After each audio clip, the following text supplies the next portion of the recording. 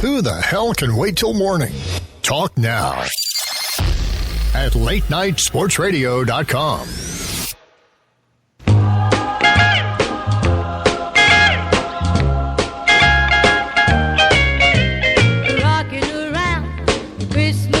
And hopefully you're rocking around your championship trophy when all is said and done this weekend. This is the Fantasy Greek Starts and Sits, the championship edition here on Late Night Sports Radio. I'm Keith Greek from 87sportsfans.com, steering this ship through the misty waters that is the fantasy football playoffs. And the Admiral, Jim Sarantias, is joining me as well. As always, Jim, happy Wednesday. Keith, happy Wednesday to you, and happy pre-Merry Christmas, happy holidays, and any other holiday that your family and our listeners' families celebrate. Happy Christmas, Hanukkah, Kwanzaa. Just cover them all. There we go. It's a joyous time of the year. That's all that really matters. And it provides plenty of opportunity to imbibe and spend money at stores or online. That's a fancy way to say spend yourself into drinking in solitude. Clearly, you spend time thinking about all these things philosophically. Oh my God! It's the looking at the bank statement and then looking at the beer and then going to the beer. It's like you can connect the dots one by one. It is what it is, as long as the kids are happy, supposedly. So here's how we do this, kids. We go game by game, rather, for this week, and tell you all the ins and outs of all the fantasy studs and starts that are embedded in each matchup. If at any time you have specific lineup questions, if you're listening live, 585-633-7487 is the number, 585-633-7487. Or you can hit us up on the Twitter, hashtag AskTFG. That's hashtag AskTFG. And we will get to your specific lineup issue in the proper time. So we're not going to go into in-depth on Thursday night's game, the Chargers at the Raiders. All of that information is available for you to read at thefantasygreek.com. But, Jim, I do need your pick here. Chargers at the Raiders. Who are you picking? This was a tough one. For any of our listeners that like to play the games, this is a game I would stay away from. But I'm going to take the Chargers. They sort of, their defense is really made the difference for me. They've been incredibly good, I think, in 3 out of their last 4 games. And so I'm taking the Chargers. The Raiders stink at home. The Chargers stink on the road. This is a proverbial pool of sewage is what this game is. But I'm going to stick with the home team here in this one, and I'm going to take the Raiders. And that's the only reason why, because they're the home team. That's a tough call, I'll tell you. I would agree with you. And then Saturday Night Football, folks. You know what? I should have had the Saturday Night Live theme queued up, but I don't. So we'll go on without it. The Washington Redskins travel to the Philadelphia Eagles. The Redskins sitting at 7-7. The Eagles at 6-8. Last week, the Redskins beat the Buffalo Bills 35-25, shutting them out in the first half. Kirk Cousins, 22 of 28 for 319 and 4 touchdowns. Four touchdowns. Deshaun Jackson gets loose for 153 yards and a touchdown. Alfred Morris, 84 yards on the ground, but did not find pay dirt for the Eagles. Sam Bradford threw the ball 41 times for 361 and 2 touchdowns in a loss to the Cardinals. Jordan Matthews, 159 yards and a touchdown. Ryan Matthews, the leading rusher. Not the big free agent signing DeMarco Murray, mind you, but Ryan Matthews, 58 yards on 11 carries. In this game, looking at the matchups here, you look at which defense is better, and the Eagles and Redskins defend the run equally poorly, and they both are kind of blah with their offense. They're 15th and 16th, respectively, the Eagles and the Redskins, in scoring offense. But the big part is that really is kind of surprising to me is how many points the Eagles' defense has given up this year. They are in the lower third. It's hard to pick against the Eagles at home, but you got remember here that they're only 3-4 at home. The Redskins are 1-5 on the road, so it really doesn't kind of play into that at all. You're trying to pick a winner here. This game is a lot closer than I would have expected. But there's just nothing that really excites me about the Eagles this day. I mean, Sam Bradford is blah. The Redskins' defense is 15th against the pass. Okay, great for them. But they also hold opposing defenses to under 100 yards per game. I'm sorry, they're rushing for under 100 yards per game. So where are you going to really go with that? I wouldn't be surprised if I'm wrong on this. This is not the most confident pick I've ever made, but I am picking the Eagles just because they're home and give them the edge in this game. Keith, I'm gonna stick with the Redskins, and this is another one of these games I try to stay away from if I'm trying to pick it, for a few reasons. The biggest one for the Redskins, the thing that cuts against them a little bit is they have struggled on the road. This is not the best place for Kirk Cousins to thrive on the road. That having been said, he's been playing some good football, and they're doing what it takes to win, which is a nice sign of a team trying to win a division and make the playoffs. And on their side is, what you pointed out, this is a really bad Eagles defense. Even that game when they beat the Patriots, that was 3 turnovers returned for a touchdown. That wasn't really defense. There were mistakes made. They were in a position to take advantage of it.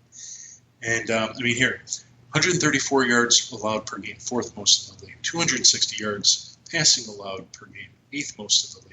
30 pass TDs on the season, 3rd most in the league. 9 rushing TDs on the season. Yeah, that's a little bit better than the average, but not by much. So to me, everything points in the direction of the Redskins. From a fantasy perspective, you can view Kirk Cousins as a QB1 in this particular case, given the favorable matchup. I think Deshaun Jackson is a must-start. You can view him as a wide receiver 2. Jordan Reed is a must-start, despite the fact that the Eagles have been tough against the tight end position. Jordan Reed is the first or second option in the passing offense. I don't think you can view him exactly like a tight end, and I would keep him active. Pierre Herson, to me, is more of a flex play in really deep leagues because there's always a chance for him to score, but if all he's going to get you is 50 yards, which is generally what he's been doing in 10 to 12 team leagues, you don't need to waste your time with him. The Redskins' defense is an option because the Eagles are top 10 in most fantasy points allowed to opposing defenses. Sam Bradford's just not very impressive. I don't think I need to tell anybody that. Here's a guy that certainly is capable of 2, 3, or more touchdowns, and he's generally getting you 1. For the Eagles, Jordan Matthews and Zach Ertz, I think, are the 2 best plays. Jordan Matthews has been solid in the last 3 games. He's scored. He's put up a bunch of fantasy points. Zach Ertz has been solid in the last 3 games. He's generally going to get you 90 yards or a score. So, those are 2 guys you can look at. And Ertz, I really do like in one of my leagues. I'm actually going to have to stream him because I've been streaming a tight end the entire way, and I'm in the championship. And fortunately, he's not my ideal choice. I'd rather have Jordan Reed, but since Reed's not there, I'm going to hang it on Ertz. That having been said, Keith, Redskins for the win, and hopefully that ends this entire question of who's going to the playoffs from the NFC East. The undefeated Carolina Panthers travel to the Atlanta Falcons. Last week, the Panthers eking out a last-second win against the New York Giants, 38-35, despite a furious fourth-quarter comeback by the Giants. Of course, that game was also noted for the Josh Norman, Odell Beckham Jr. debacle. But we'll probably talk about that more when we talk about the Giants. The Falcons here, 7-7, started out really good. Everyone thought Dan Quinn was going to instantly turn the ship around, but you are what your record says they are. And a 7-7 season for this Falcons team is probably a realistic improvement over last year. A disappointment, I'm sure, for the fans, obviously, but they're not that good on defense anyway. Last week they beat the Jaguars 23-17 in Jacksonville. Matt Ryan 22 of 35 for 246 yards and a score. Julio Jones $118 in the score. Devontae Freeman 56 rushes on 25 attempts. Just oof, but he did find the end zone. The Panthers last week, Cam Newton, if you remember, I talked about the preview is whether this was going to be a week where Cam Newton puts the team on his offense on his back and throws for a bunch of TDs. Yeah, he did that. 5 touchdowns, 340 yards. Ted Ginn, 85 yards on 6 catches, but 2 TDs. And Cam Newton was your leading rusher last week with 100 yards on 8 attempts. Okay, so look, the Panthers are undefeated for a reason here, kids, and the Falcons don't pose any kind of threat to them. The Panthers have the number 1 scoring offense. They're a top 10 scoring defense. They're the 3rd best rushing attack. They have the 5th best passing defense and the 6th best rushing defense. All adds up to a Carolina victory, 15-0, one step closer to completing the deal. And Keith, I'm taking the Panthers as well. Again, it's a team that offensively they're firing on all cylinders. They're finding different ways to win. They're finding ways to win when they're down. And that certainly was impressive last week, what they did, being able to hang on against a Giants team that just, they didn't give up, and they came back strong and almost pulled it out. This week against the Falcons, this is a Falcons team. They're done. They've been done for weeks. And the biggest concern that team has is their future. And I think they've got to be questioning the quarterback position with Matt Ryan, because he's been terrible the past 6 weeks. I think he's had one multiple TD game. Otherwise, it's one TD, one TD, one TD. And he, last week they played a soft pass defense to the Jaguars, who are top 5 in most fantasy points allowed. Which in real terms, what that means is when you add up all the yards and all the TDs, whether it be passing, rushing, they don't defend quarterbacks very well, and yet here he is tossing up, 246 yards, 1 TD, and 1 interception, and it's not even a competitive game. So I don't expect that to happen for the Falcons this week, and for the Panthers to run away with this. Cam Newton is, if not the number 1 start this week amongst quarterbacks, he's number 2. I mean, he's up there. Check out our rankings at thefantasygreek.com if you'd like to see. I like Ted Ginn only because this is a tough matchup. And earlier in the season, I would have been like, don't play him in this matchup. Now, he's being used in so many different ways. And even, the last time they played these guys a couple weeks ago, 2 receptions, 120 yards, 2 TDs, you have to say to yourself, it looks like he's Cam Newton's favorite guy, and he's going to be able to make plays. So I'd look at him as a wide receiver 3 this week if you need the help. Greg Olsen, an instant must start. Cameron Artis-Payne is the best option in what I will tell you right now is a very poor week for running backs. I mean, once you get outside the top 12, with every name you go down that list, it gets shakier and shakier and shakier. And so Cameron Artis is actually an RB2 this week if you need him. Hopefully you're fortunate enough to have some of the guys ahead of him so you won't have to turn to him. But if you do, he's the guy that will get the most touches and he'll have the best chance against a very weak Falcons rush defense. Panthers defense must start. Over on the Falcons side, Julio Jones is a wide receiver 2. He had a decent enough game against the Panthers last time out, but he didn't score. He didn't have the luck that Odell Beckham Jr. had. And then Devonta Freeman, if you have him, you got to keep rolling with him. The times he helped you do well this season, at times he didn't. You just got to stick with your guns because, like I said, it's a very poor week for running backs. Panthers win. The Dallas Cowboys at the Buffalo Bills, the 4-10 Cowboys, and the 6-8 Bills. Well, the Bills losing a game to the Redskins last week that, when you're 6-7 going into that game, every game is must win as you're clinging to hopes that 9-7 is good enough to make a playoff spot, and they went out and they came out flat. Tyrod Taylor, 235 yard through the air, 2 touchdowns. Sammy Watkins, $111 and 2 touchdowns. Mike Gillislee, your leading rusher for Buffalo, 81 yards and a touchdown. For the Cowboys, losing to the Jets, 19-16. Kellen Moore stepping in for Matt Castle, 15-25 for $158 and 1 touchdown. Des Bryant, 4 catches for 50 yards and a score. Darren McFadden, 100 yards on the nose. For those of you in leagues, they give you a little bonus for that milestone, but no touchdowns. Looking at the injury report. Sorry. Let's see. Rolando McClain is out with a concussion for the More eggnog. Yeah, right. Yeah, this has just been one hell of a week. Morris Claiborne, cornerback, questionable with a hamstring injury. For the Bills, on the other hand, they are what they are. They're underwhelming right now. Do I think they can handle Kellen Moore at home? Yeah, absolutely. And even if it is Matt Castle under center again, I'm not worried. The Bills win this game. Yeah, you got to take the Bills in this one. The Cowboys, just without Tony Romo, they're just... And let's not even say Tony Romo. We haven't seen enough of Tony Romo this season to really know what would happen if Tony Romo was in for more than 4 games during the season. But the reality is their offense is just struggling. You take the Bills at home. for fantasy on the Cowboys side of the football, Darren McFadden's a solid start against the Bills team. That's very much middle of the road. 106 yards rushing allowed per game, 10 TDs on the season, 11th most fantasy points allowed, which means there's even some receiving yards to be had by Darren McFadden. So go ahead and get him going as an RB2. Des Bryant, what we saw last week was actually pretty good. I mean, 50 yards and a TD. It's outstanding. No, it looked like there was some chemistry between him and Moore, which makes me feel a little bit about saying you can start him, but you can only start him as a wide receiver 3. And I wouldn't be surprised if you're in the fantasy football championship. I would be surprised if you got there without him.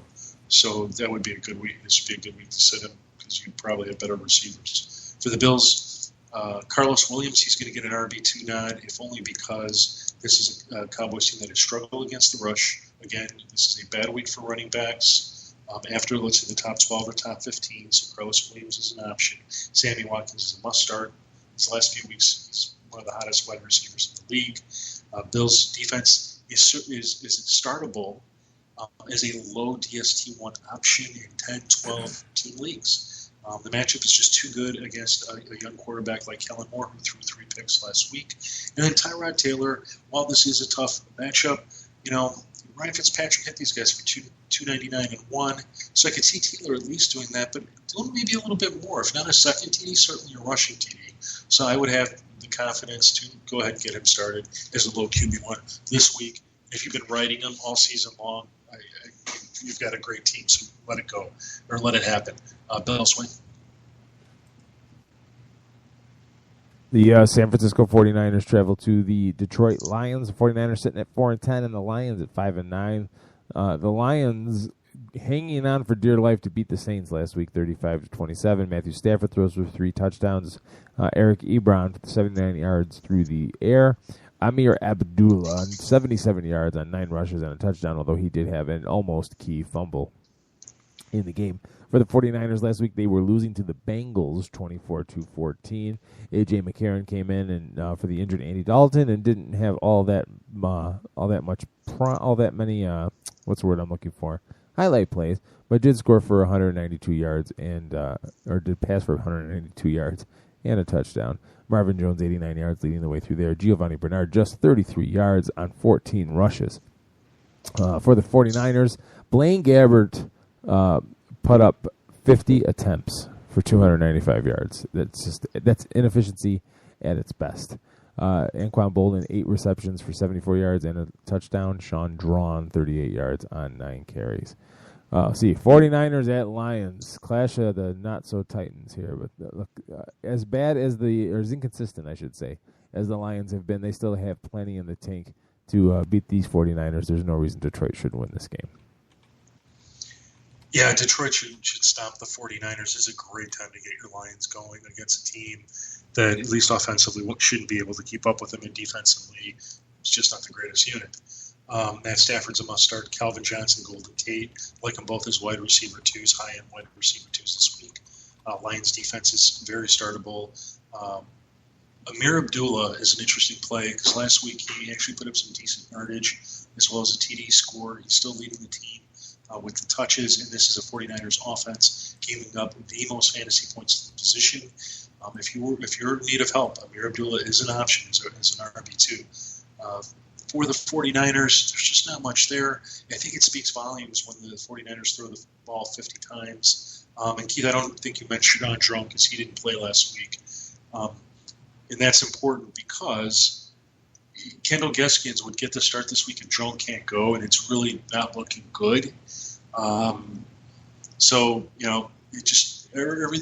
There's nobody really on the 49ers side I would consider. Kendall Gaskins would be a desperation play. Vance McDonald, while the matchup is right, I don't think he's a guy that you have to start this weekend if you have a championship on the line. He would be only a streaming option with a very, very, very bare waiver wire. Take the Lions at home and move on. The Cleveland Browns at the Kansas City Chiefs. The 3-11 Browns at the Chiefs, sitting at 9-5.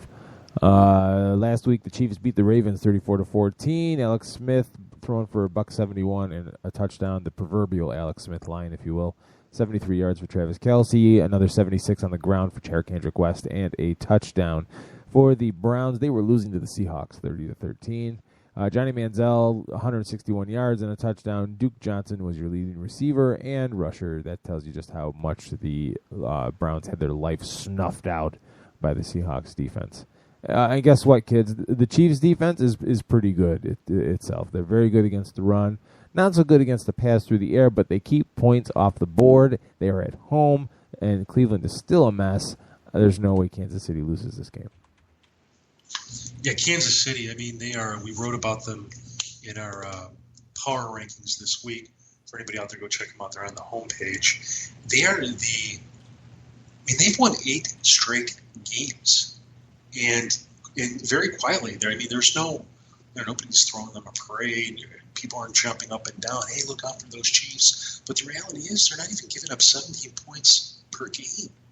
And on offense, they're scoring, I think in those 8 games, they've scored roughly around 30 per game. So this is a team that's doing it every single way possible. And, they're in line to take that AFC West division and possibly work themselves into a bye week. So we'll see what happens. But this is a game they should win against a Browns team that, they're being led by Johnny Manziel, and there's only so much he can do with so little time left in the season. If you have the Chiefs, Kendrick West makes for an RB2 play. As you and I were discussing before the show, Keith, makes even for a better play of Spencer Ware. Is going to continue being limited like he was last week where he was active, but they didn't play him because of his rib injury. Jeremy Maclin is a must-start. This is a favorable matchup against a team giving up the 10th most fantasy points to the position. Keep Travis Kelce active as a middle to low-end TE1. Chiefs DSTA must-start. If Alex Smith, I suppose, is a streaming option, but again, if they're not required to throw the football, which I don't think they're going to be required in this game, is he startable? Yes. Are there better guys out there? Yes. I'd be hard-pressed to believe that he's the guy you're going with in your championship, but if so be it. For the Browns, Gary Barnidge, I don't think you can bench the guy because he remains a consistent red zone threat despite the tough matchup. Travis Benjamin, Brian Hartline are both options this week, but that's it. They're options. I'd consider them with other wide receiver threes. Certainly flex plays in deeper leagues, but otherwise more so wide receiver threes. And Johnny Manziel, there's just no reason to consider him. Chiefs get a dominant win. Dominant win. Dominant. The Indianapolis Colts travel to the Miami Dolphins. The 6-8 Colts and 5-9 Dolphins. This game. Last week the Colts were losing to the Texans 16-10. Matt Hasselbeck throws for $147 and a touchdown. Dante Moncrief 51 yards and a touchdown. Frank Gore for 44 inconsequential yards on 16 carries. For the Dolphins, Ryan Tannehill 216 yards, yet no touchdowns. Devontae Parker 4 catches for 87 yards. Jay Ajayi 6 rushes for 27 yards and a touchdown.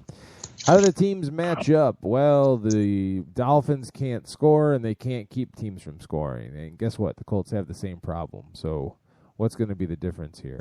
The Colts actually don't have that bad of a passing rank, but they cannot run the ball. The Dolphins, very similar. Run the ball is only slightly better. Both teams' defenses are just atrocious in the high 20s in their ranking here. So I'm just throwing my hands up, and I'm just going to go with the home team here. I'm going with the Dolphins. Yeah, this was a tough game to call. And, it's one of these games where, to me on paper, this really should be a Colts victory, hands down. But, Matt Hasselbeck doesn't seem to be cutting it. And, Frank Gore is only going to get you so far. So, eventually Ryan Tannehill's got to have better than a 1 TD game. And this is not a bad team to throw 2 or 3 TDs against.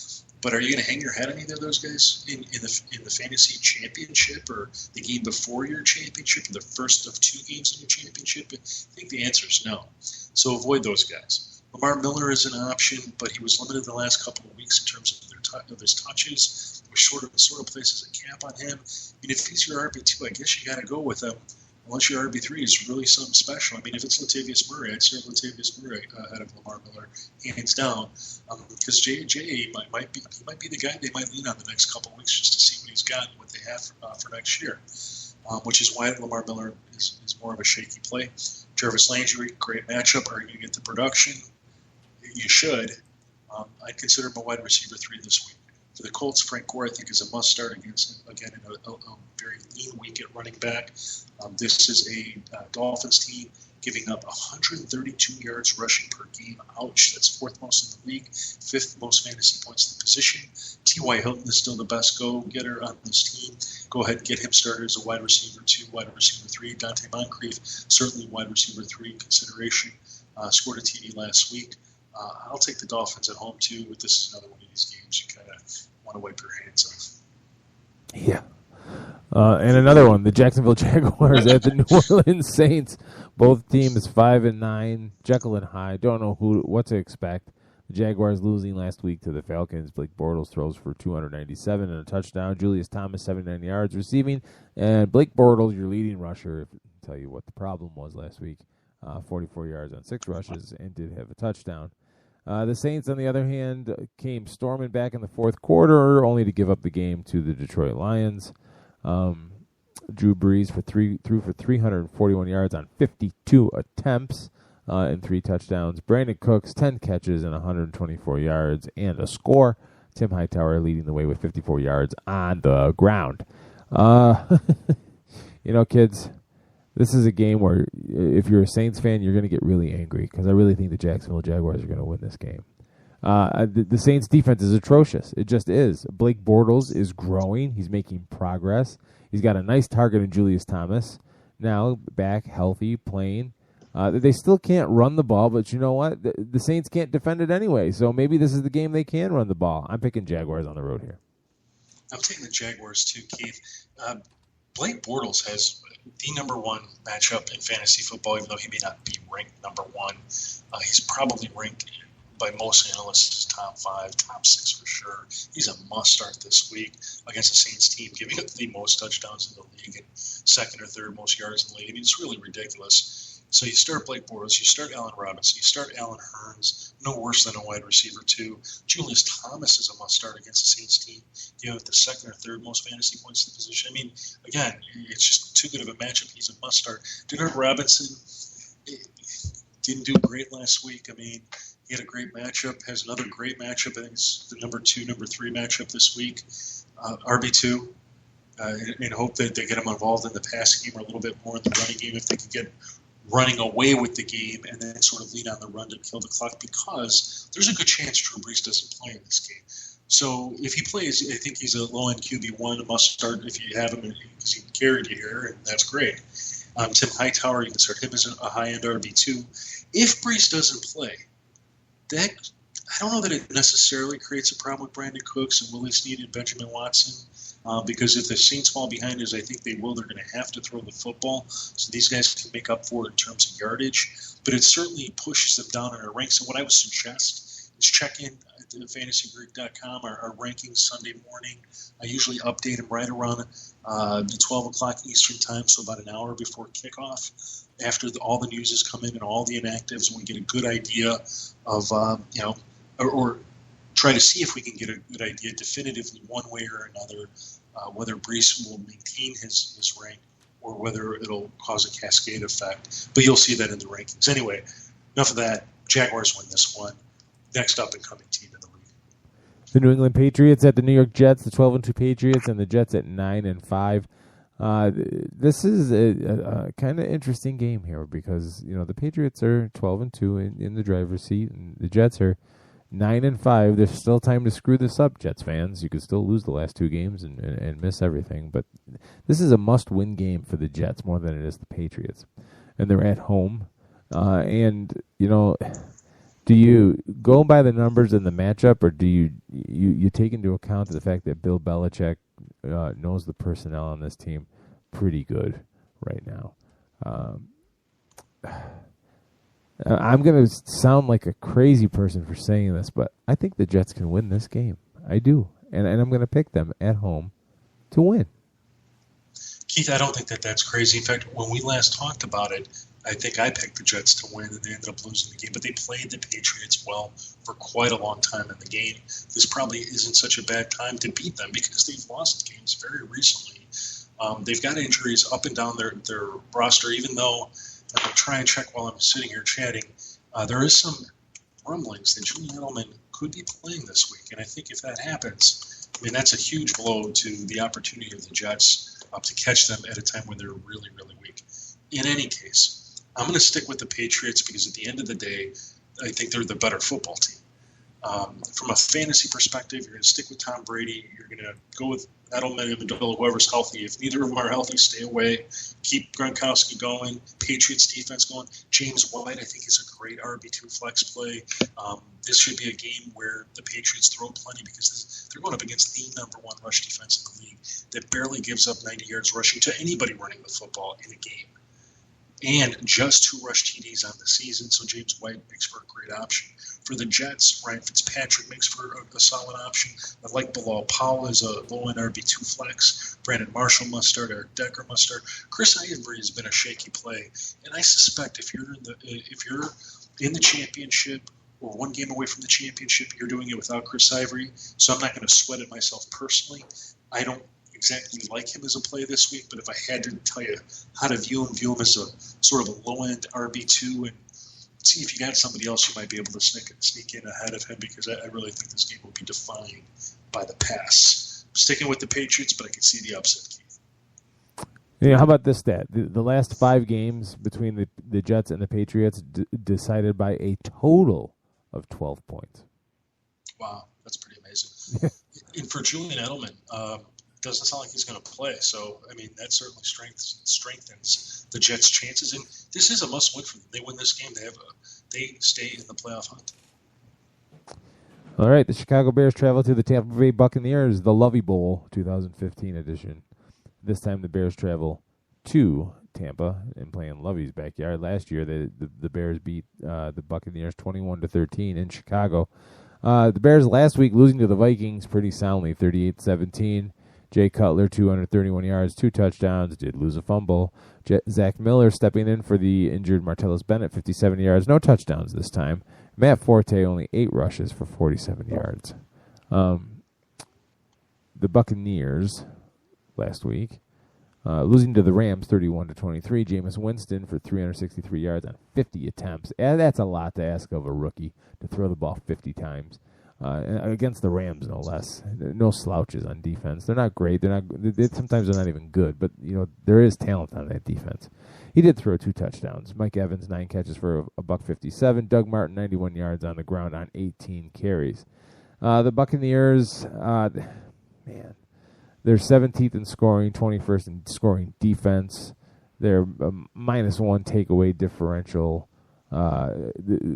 That's the takeaway is what Lovie Smith prides his teams on. They have to win that category, and for whatever reason, they just haven't yet.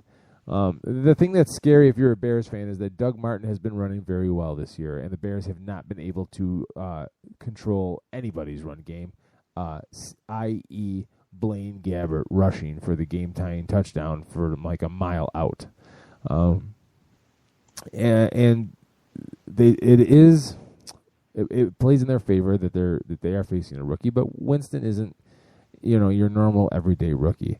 They are still 22nd in the league in passing yards per game. They run the ball pretty well. This is such a tough game, but the Bears are kind of in a downward spiral after they showed a little bit of promise here. And I'm going to pick Tampa Bay on the road, or at home rather, to win this game.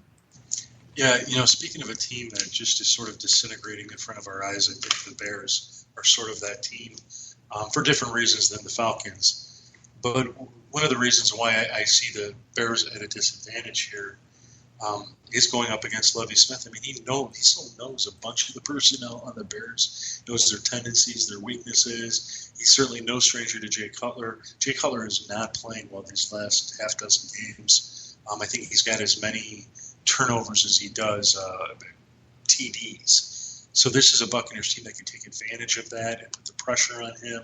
I'm staying away from Jay Cutler this week.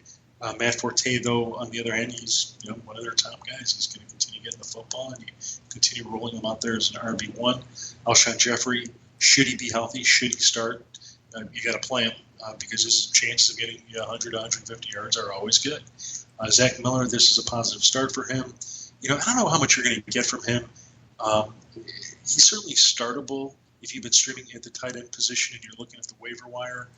But you might have some better options out there. Check out our rankings before you drop Zach Miller and see if you can't find one of the other guys ranked ahead of him. Otherwise, he is an option. For the Buccaneers, Jameis Winston, I think, is an option.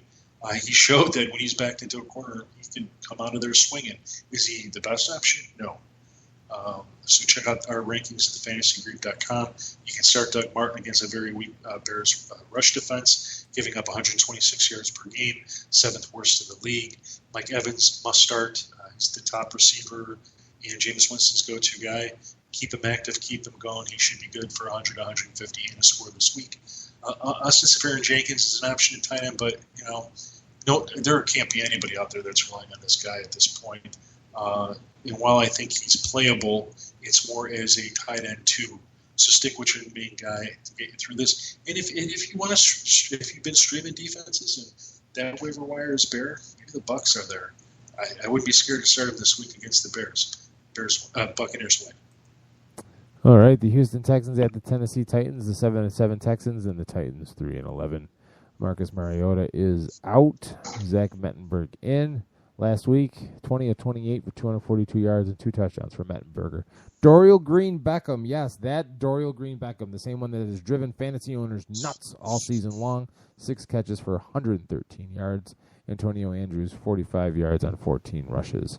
The Texans beating the Colts last week with Brandon Weeden under center, 11 of 18 for a $105 and a touchdown. DeAndre Hopkins, 94 yards through the air. Alfred Blue, you're my boy, Blue. 20 rushes for 107 yards. Boy. So you got Mettenberger against the second-rated Texas passing defense, or the Texans' second-rated passing defense. I said that backwards.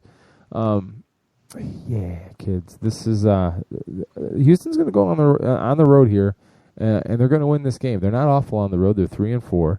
The Titans are only 1-6 at home. It just doesn't play well for them. I'm taking the Houston Texans. Yeah, I'm taking the Texans, too. This is going to be an interesting game.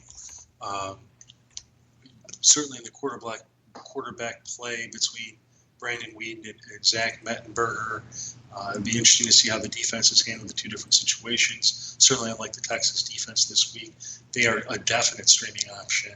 And you should check out our rankings. I think I have them right around top 5, certainly in the top 10 in this matchup. And you can play him if you need him. DeAndre Hopkins, you keep him active no matter what.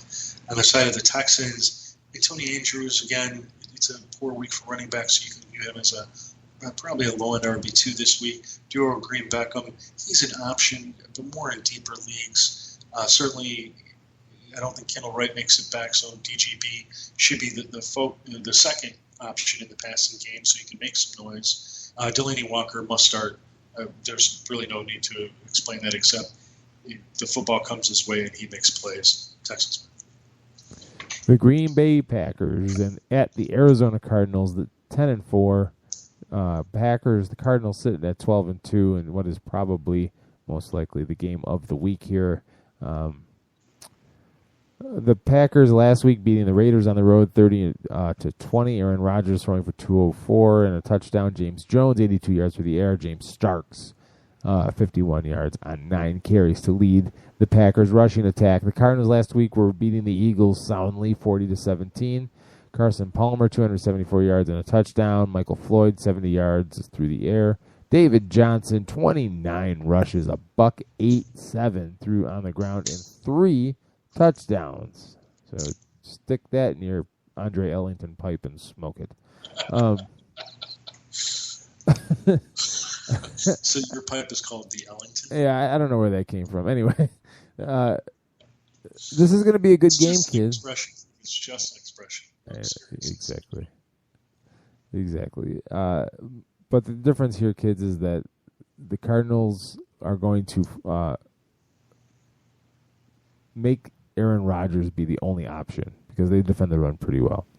And Aaron Rodgers is a quarterback that's up to that task normally. But then you take into account the fact that you have the third best takeover differential in the Arizona Cardinals, although they are going to be without Tyrann Mathieu, safety. I was looking for his position. I couldn't remember if he was a corner or safety, but he's a safety. Tyrann Mathieu suffered a torn ACL and will miss the remainder of the season. He's a big part of that secondary. But I think the Cardinals still have enough to win this game at home. I'm taking Arizona. I'm going to take the Cardinals too. So far, I mean, they're the other team on that 8-game winning streak, but they're the better known team.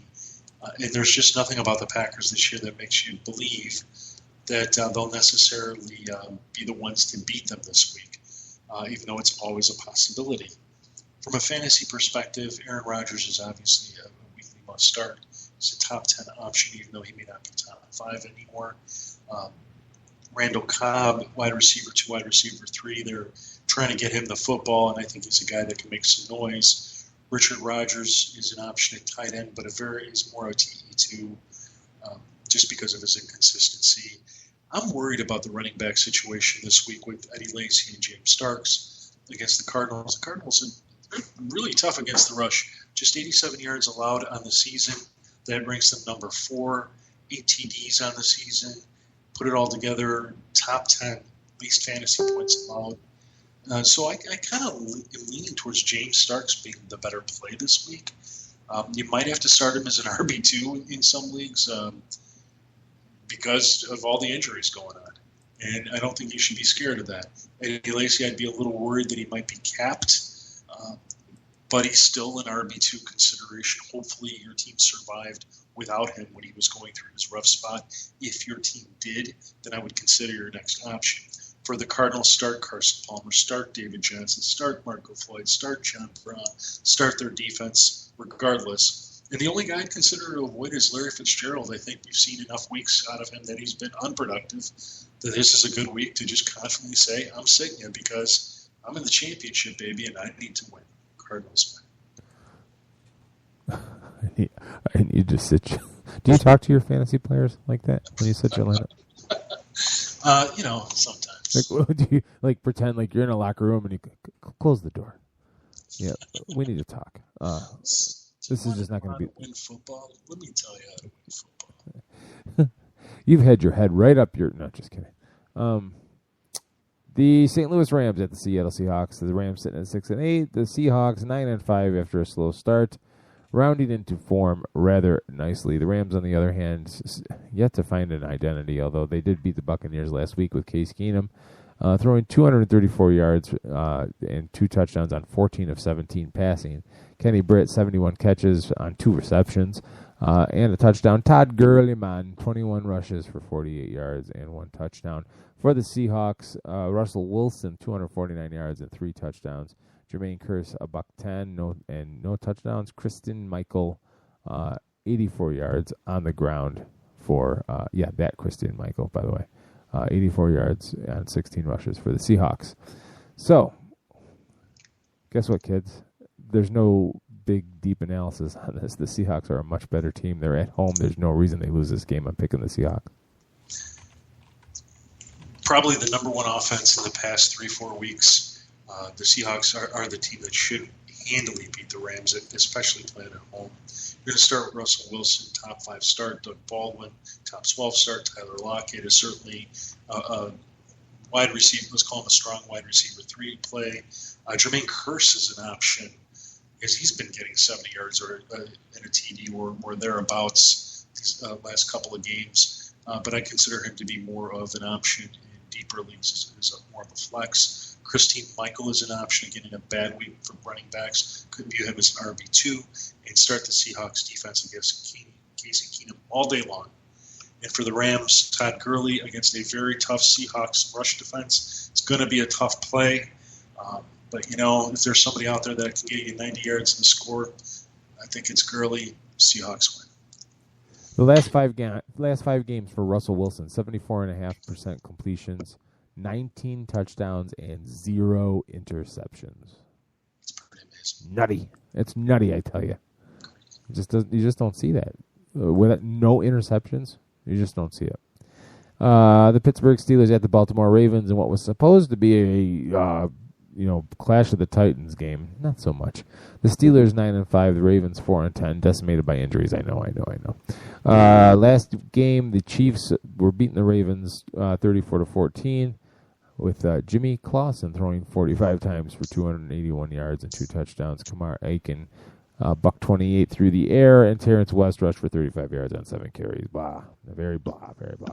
For the Steelers, Ben Roethlisberger put the ball up 55 times and came away with 380 yards passing, 3 touchdowns. Antonio Brown, 189 yards through the air and 2 touchdowns.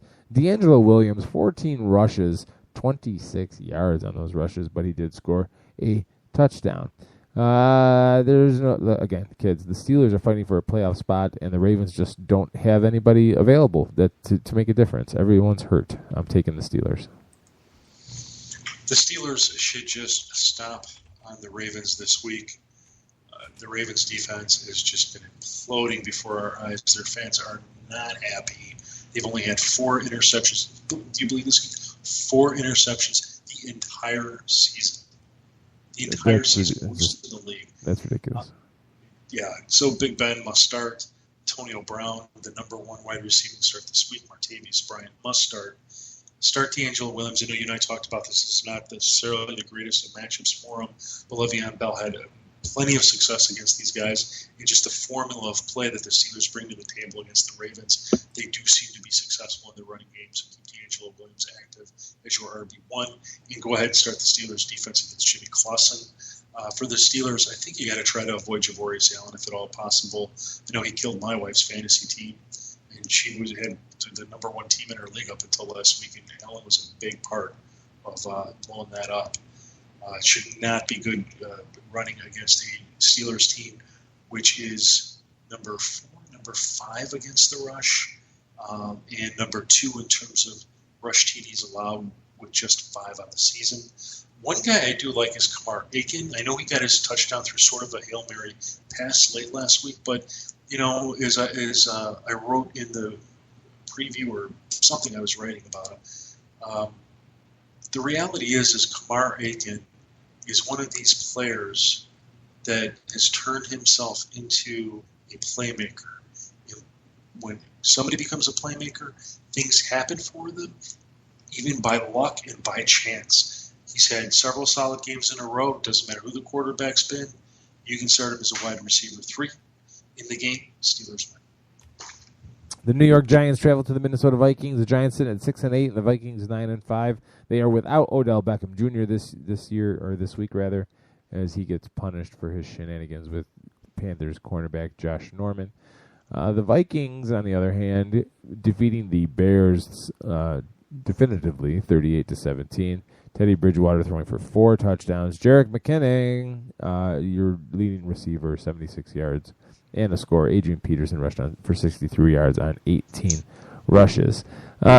Losing Odell Beckham Jr. is a giant piece of this offense, no pun intended. But it's Eli, right? Eli can do it. Yeah, no, Eli can't do it. The Vikings defense is for real. 7th against the pass. Ironically, they don't defend the run all that well, but the Giants don't run the ball offensively anyway, so it doesn't really matter. They have the 8th best scoring defense, and although the Vikings offense is kind of paltry when it comes to scoring points of its own, the Giants aren't the ones to stop them. I'm taking the Vikings on the road. I'm going to agree with you 100%. This is a game the Vikings should win, and it should be a game where we see some Vikings players in terms of fantasy have good weeks. One of them is going to be Teddy Bridgewater. I seriously doubt if you made the championship you were necessarily streaming your quarterback. And you've probably got better options than Teddy Bridgewater. But if somehow, some way, you are looking and he's out there and there's nobody that we have ranked higher than him on the fantasygreek.com, he makes for a good start against a team that's given him the most pass yards in the league. And besides that, AP, I'm not so sure he's going to be okay this week. I think that the general tone has been he is, but. And there's nothing behind the but. I think there's just a but. So, if AP were not active, I would not be surprised, which would put the weight of this game on Teddy Bridgewater. I think he's going to have a big role anyway. But there's sort of upside, too. Stephon Diggs, I like as a wide receiver 3. He should come alive this game. Kyle Rudolph has a great matchup against the Giants team, giving up a bunch of fantasy points to the position. But he's also not the best tight end out there. So, again, refer to the rankings. Vikings defense is definitely startable now that Odell Beckham Jr. is out. For the Giants, Eli Manning is going to be a tougher play. It's not that he'll be bad; it's just a tougher play. Rashad Jennings, I think, makes for a solid RB2 in this running back lean week. Vikings are giving up 112 yards rushing per game, 17 on the season, and the Giants look like they're willing to lean on Rashad Jennings these last few weeks, so you can give him a go if you need him. With OBJ out, Ruben Randle and Dwayne Harris end up having bigger roles in this offense. Oh, and Will Tye. Let's add him to the mix. So for me, Ruben Randle, I think, moves up as a wide receiver 3. Dwayne Harris is he's a flex, and he's probably more of a desperation flex, I think, at this point. But if you need him, go ahead and start him. And then Will Tye, he makes for a low TE1 this week, and you should not be nervous to start because he's had some success the last couple of weeks in this offense. I'll take the Vikings at home. Boy, would have I loved to have seen this game with Odell Beckham Jr. All right, the Cincinnati Bengals at the Denver Broncos on Monday Night Football. The 11-3 Bengals at the Broncos 10-4. Look, A.J. McCarron has played about as well as anyone could have hoped, in my opinion, my not-so-humble opinion. With the Broncos' defense, they gave up 34 points to the Steelers last week, but I don't really think that we, as a football community, give the Steelers enough credit for what they do offensively or what they're capable of. Yes, the Broncos should have or could have probably kept that total down, but when Roethlisberger's on like that, there's only so much you can do. They still have the top-rated defense, passing yards per game, rushing per game, and the fourth best scoring defense per game, even after giving up 34 points last week. The question is, do you think Brock Osweiler can look at the Bengals, who have the best scoring defense, and make a difference? Now, in all honesty, the Bengals give up 244 yards a game through the air, so it's quite possible. But they defend the run very well. That's an awful lot of pressure to put on Brock Osweiler. And the Bengals are going to make his life miserable. I really feel that they are defensively. But I just can't put any faith in A.J. McCarron going into Denver and scoring enough points. I just can't. So for that reason, I'm going to take the Broncos at home. To me, this boils down to a defensive battle and who has the better defense. And despite any lingering injuries, I think it's the Broncos. The quarterback matchup is an interesting one. I think Brock Osweiler and A.J. McCarron are quarterbacks of the future of this league. There's no question that A.J. McCarron can produce if put in the right position. That said, this week there are 2 quarterbacks to avoid given their youth and experience and basically their overall lack of a pedigree that we could sort of analyze and break down.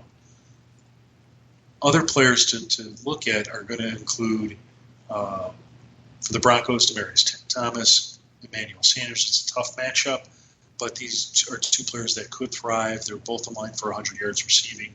Question is which one of them gets you a touchdown.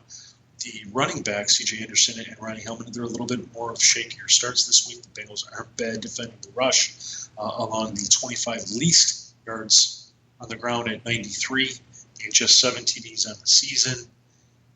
For the Bengals, Jeremy Hill, Gio Bernard, shaky options against a Broncos defense that is number 1 against the rush.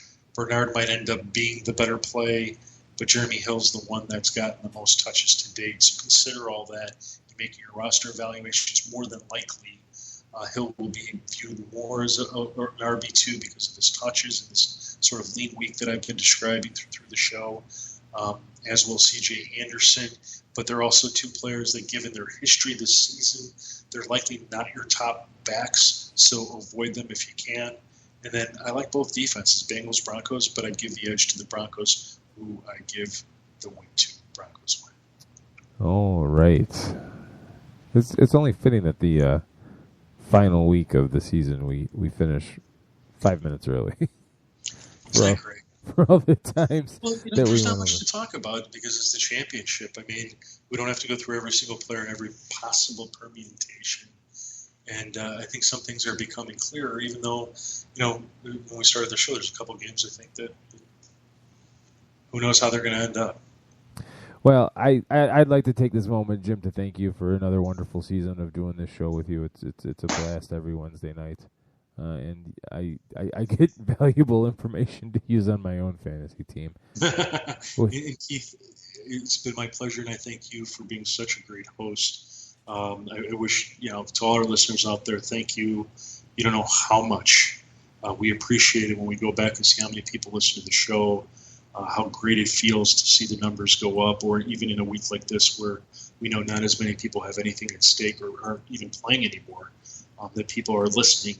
And we implore you to please tell people, for me, of my website, thefantasygreek.com, for Keith and me too, latenightsportsradio.com, where all week there are tremendous podcasts that cover everything from football to sports generally to wrestling.